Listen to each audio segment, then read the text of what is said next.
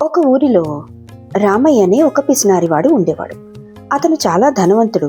అయినా సరే తన లాభం లేకుండా ఎవ్వరికీ ఏ పని చేసేవాడు కాదు.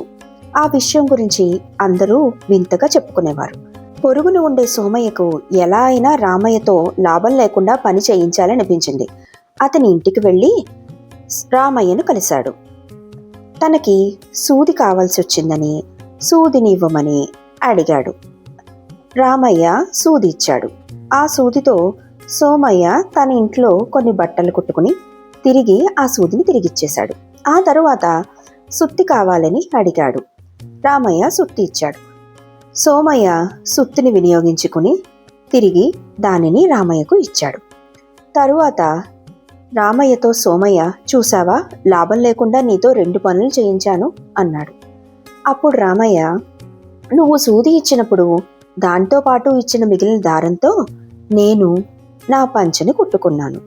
అలాగే నీకు సుత్తి ఇచ్చినప్పుడు దాని పిడి విరిగిపోయి ఉండాలే, గుర్తుందా అన్నాడు.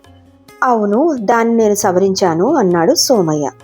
రామయ్య దానికి బదులిస్తూ, నేను ఆ సుత్తిని ఉపయోగిస్తున్నప్పుడు అది వదిలైపోయింది. సరిగ్గా సమయానికి నువ్వు వచ్చి అడిగావు, నీకిచ్చాను, నువ్వు దాన్ని సరిచేసి పెట్టావు. ఉపయోగం లేకుండా నువ్వు ఏ పని చెయ్యవు కదా అని ఆశ్చర్యపోయాడు సోమయ్య.